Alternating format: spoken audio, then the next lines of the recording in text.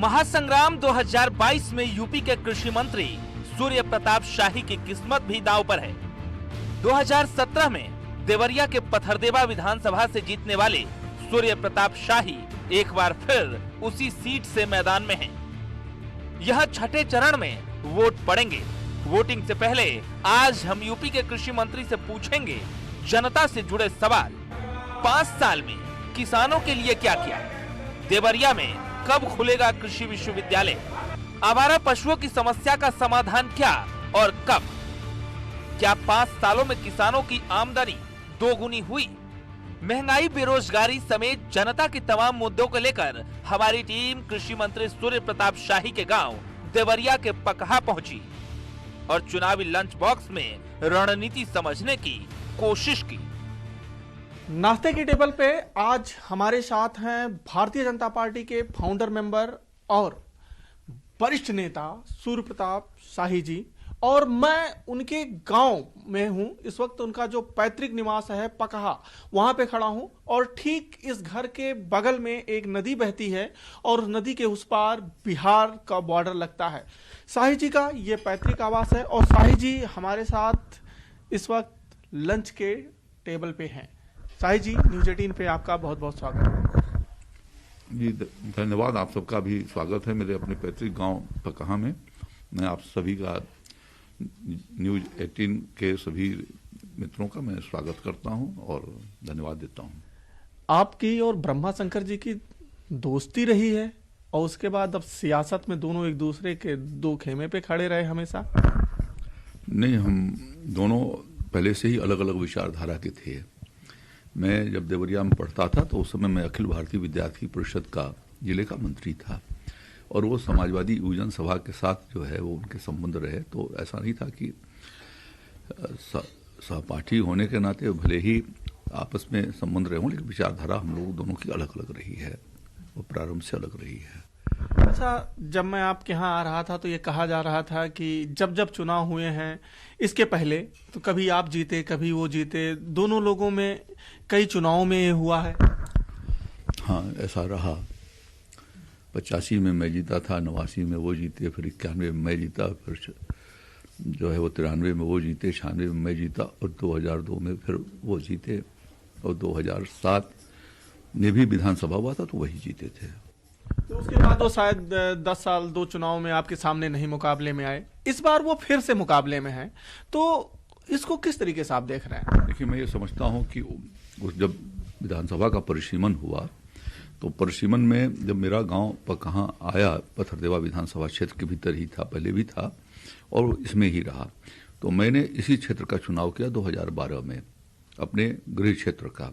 इसलिए कि मुझे अपने गृह क्षेत्र से लगाव था कि यहाँ के विकास के कार्यों को, यहाँ की जनता की सेवा के लिए हम अपना पूरा समय लगाएं। और उन्होंने पथरदेवा विधानसभा को नहीं चुना और उन्होंने उस समय कुशीनगर जो नई विधानसभा बनी थी उसी को चुना उन्होंने। तो इस तरीके से 10 साल तो उन्होंने इस पथरदेवा विधानसभा पर कोई ध्यान नहीं दिया, न उसके प्रति उनका कोई लगाव रहा है। लगाव तो मेरा ही रहा है और अभी भी उसी के साथ मेरा लगाव है। मैं तो पैदा भी इसी गांव के भीतर हुआ हूं और मरूंगा भी तो यहीं पर मरूंगा। मतलब जनता भरोसा इस बार आप पे फिर जताएगी? मुझे पूरा विश्वास है कि जनता का विश्वास और भरोसा मेरे को प्राप्त होगा और वो मुझे चुनेगी। शाही जी, इस बार किन मुद्दों को लेकर मैदान में है? क्या योगी मोदी फैक्टर ही प्रभावी है कि कुछ और मुद्दे हैं जो इस विधानसभा में प्रभावी हैं? मोदी जी की सरकार ने और योगी जी की सरकार ने ग्रामीण कल्याण के लिए और गरीब के कल्याण के लिए विभिन्न कार्यक्रमों को चलाया है। स्वाभाविक रूप से जो है वो गांव में उसके लोगों को, लाभार्थियों की संख्या उसकी बढ़ी है और पहली बार इस बात का प्रयास उन्होंने किया है कि ग्रामीण क्षेत्र के भीतर गांव के गरीब लोगों के लिए भी योजनाएं उन तक पहुंचाई जाए और ईमानदारी से पहुंचाने का काम हुआ है। हम लोगों ने सरकार में रहते हुए उन योजनाओं को ठीक प्रकार से क्रियान्वित हो उस दृष्टि से कोशिश की और उसका लाभ लोगों को पहुंचा है। साथ साथ में विकास के कार्यों की दृष्टि से भी कुछ नई सड़कों के निर्माण, कुछ गाँव के भीतर जो है वो हर घर नल की योजना के से पानी भेजने का को पहुंचाने का काम, जो यहाँ के अस्पताल थे उनको भी सुधार करके उसकी व्यवस्था को ठीक करने का काम किया है। तो मुझे उम्मीद है कि उसके ऊपर जो है वो जनता का भरोसा और विश्वास आएगा। शाही जी, आप ही के कार्यकाल में एक किसानों के लिए जो सिरदर्द बनी और इस बार सियासत में वो मुद्दा भी छाया है, अन्ना पशु, अपने यहाँ जो छुट्टा पशु कहा जाता है, तो वो उस पर क्यों नहीं आप लोग कंट्रोल कर पाए? देखिए, लगभग 6 लाख पशुओं को विभिन्न विकास खंडों के भीतर निराश्रित पशुओं को जो है वो निराश्रित गोवंश स्थल बना करके वहाँ पर रखे गए हैं, और जो लोग उसको ले जाना चाहते हैं उनको हम लोग देते भी हैं, और 900 रुपये उनको भरण पोषण के लिए भी उनको उपलब्ध करवाया जाता है प्रति माह। तो यह एक प्रयास उत्तर प्रदेश के भीतर हुआ, जिससे कि कोशिश यह की गई कि उससे नुकसान को रोका जा सके और उसे और तेज गति से आगे के समय में किया जाएगा। यदि हमारी सरकार बनती है तो हम उसमें फिर उनको वार्ड वायर लगा करके या सोलर सिस्टम लगा करके और उनको रोकने की व्यवस्था भी हम लोग करेंगे राष्ट्रीय कृषि विकास योजना से। ये अगली सरकार में आप करेंगे। तो आपने जो अभी योजनाएं बताई हैं, क्या इसका प्रचार प्रसार नहीं कर पाए? क्योंकि ये एक मुद्दा बना और चुनाव में किसान इस बात को लेकर बोलते हुए नजर आए कि उनकी फसलों को अन्ना पशु बर्बाद कर दे रहे हैं। ने उसका प्रचार प्रसार भी किया और व्यवस्था भी कराई है। हर विकास खंड के भीतर निराश्रित गोवंश स्थल लगभग बनाए गए हैं, तो वहाँ पर पशु रखे गए हैं, लेकिन ऐसे पशुओं का संख्या कुछ ज़्यादा है, तो ये मुद्दा बनता है, लेकिन उसका समाधान भारतीय जनता पार्टी की सरकार बनेगी तो हम लोग निकालेंगे। सही जी, विपक्ष एक और मुद्दे पे लगातार आपकी सरकार पे हमलावर है, वो है महंगाई। इसको कैसे काबू में लाएंगे? देखिए, हम लोगों ने कोशिश किया उत्तर प्रदेश के भीतर कि हमारा जो डीजल और पेट्रोल पर जो कीमतें हैं अन्य राज्यों की तुलना में आज भी हमारे उत्तर प्रदेश के भीतर कम हैं। तो हम लोगों ने अपेक्षाकृत जो है अन्य जैसे राजस्थान है या झारखंड है या छत्तीसगढ़ है, तो उससे कम जो है हम लोगों ने अपने यहाँ टैक्स रखे हैं।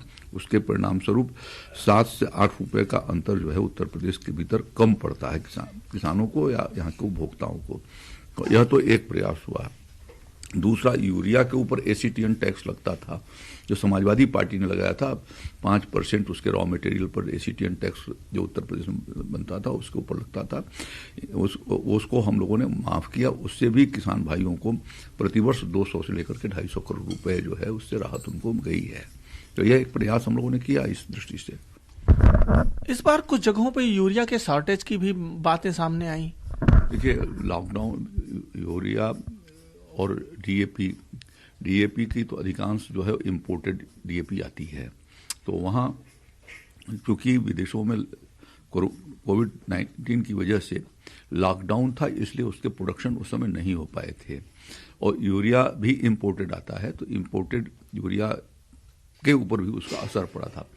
बावजूद उसके हम लोगों ने यह प्रयास किया कि उस समस्या का समाधान किया जाए और लगातार उसको मॉनिटर करके और हमने डीएपी और यूरिया वहाँ पर पहुँचाने की व्यवस्था की।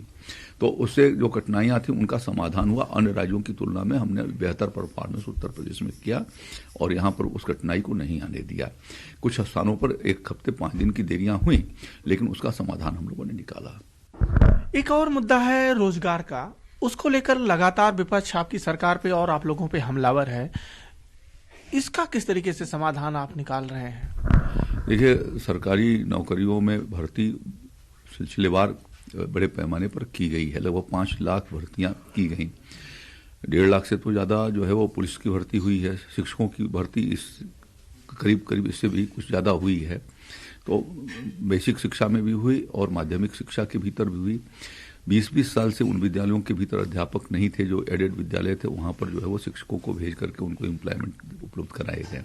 विभिन्न महकमों के भीतर भी, सिंचाई विभाग के भीतर, कृषि विभाग के भीतर, अन्य विभागों के भीतर भर्तियां करके और ये प्रयास किया गया कि उनको रोजगार उपलब्ध करवाए जाएं और बहुत ही पारदर्शी और ईमानदार तरीके से जो है उनकी भर्तियां कराई गई हैं। और आगे ये कहा गया है कि आगे आने वाले दिनों में फिर जो यदि हमारी सरकार बनती है तो ऐसे लोगों को इतनी पद खाली है उनको हम सबको भर करके रोजगार उपलब्ध करवाएंगे। मैडम, आप घर में तो कंधे से कंधा मिलाकर साथ देती हैं, क्या चुनाव प्रचार में भी इसी तरीके से साथ दे रही हैं आप? हाँ, देते हैं। पहले जाते रहते थे और इधर लड़कियां हैं, लड़का है, तो वो लोग जाने लगे हैं। तो इस बार देहात में नहीं निकले हैं। कॉन्स्टिट्यूंसी में नहीं निकले हैं, लेकिन फिर भी लोगों से मिलते हैं। महिलाएं आती हैं, तमाम सहायता समूह और तमाम महिलाएं हैं, महिला मोर्चा की महिलाएं जो हैं वो आती हैं, उनसे फ़ोन पे बात होता है, तो उनको थोड़ा प्रोत्साहित किया जाता है कि घर परिवार संभालने के साथ साथ सियासत में भी पूरी वो दे रही हैं आप। शाही जी, एक सवाल और ये है कि कृषि विश्वविद्यालय की मांग लंबे समय से चल रही है, उस पर क्या कहेंगे? उसके लिए जमीन के बारे में हम लोगों ने तलाशना शुरू किया था और वो प्रक्रिया के भीतर रही है, और आगे जब यदि आता है तो कृषि विश्वविद्यालय की स्थापना देवरिया और कुशीनगर दोनों जनपद को मिला करके, क्योंकि उसके लिए पर्याप्त जमीन की आवश्यकता होती है, तो उसके लिए दोनों जिलाधिकारियों से रिपोर्ट मांगी गई थी और मांग करके उसको कुछ स्थानों को देखा गया है। तो आगे यदि सरकार बनती है तो कृषि विश्वविद्यालय की स्थापना की दृष्टि से भी काम होगा। सर, एक सवाल और कि आप लोगों ने कहा था 2022 में किसानों की आय दोगुनी कर देंगे, क्या प्रोग्रेस है इसमें? उस दृष्टि से लगातार प्रयास हुए हैं। 25 रुपए क्विंटल अभी गन्ना मूल्य की कीमतें बढ़ा करके और उनको बेहतर लाभ पहुंचाया जा सके, इसके लिए काम किया गया है। जैसा मैंने आपको बताया कि यूरिया के ऊपर से टैक्स खत्म समाप्त, एसीटन टैक्स समाप्त किया गया, उसका भी असर 25 से 30 बोरी प्रति बोरे उनको हमारे किसान भाइयों को राहत मिली है। और साथ में जो है वो भारत सरकार डीएपी की कीमतें जो है विदेश से जो इम्पोर्टेड हो रही हैं लगभग 250 रुपये पर पहुंची हैं, लेकिन उसको 1200 रुपये 1250 रुपये ही कीमतों के ऊपर जो है वो उपलब्ध करा रही है, और बाकी सब्सिडी लगभग 1600 रुपये प्रति बैग जो है वो सब्सिडी भारत सरकार वहन कर रही है, जिससे किसानों के ऊपर उसका बोझ न पड़ सके। उत्तर प्रदेश में कितनी सीटें ला रहे हैं? भारतीय जनता पार्टी पूर्ण बहुमत की सरकार बना रही है। 4 चरण के चुनाव जो पूरे हुए हैं उसमें भाजपा अग्रणी भूमिका अदा कर रही है और बहुमत की ओर जा रही है। आप जिस गोरख प्रांत से आते हैं, गोरखपुर क्षेत्र से, क्या पिछली बार के परफॉर्मेंस को दोहरा पाएंगे? निश्चित रूप से प्रयास इस बात का है कि पिछले बार का परफॉर्मेंस दोहराया जाए और जीत फिर से भारतीय जनता पार्टी की ही होने वाली है। तो इस टेबल पे बस इतना ही, और शाही जी जो है पूरे तरीके से आत्मविश्वास से लबरेज हैं कि इस बार फिर उनकी जीत होगी, और जो वादे उनकी सरकार ने किसानों के लिए या अन्य लोगों के लिए किया था वो उन्होंने पूरा किया है। अखिलेश पांडे के साथ रामगोपाल द्विवेदी, न्यूज़ 18 देवरिया।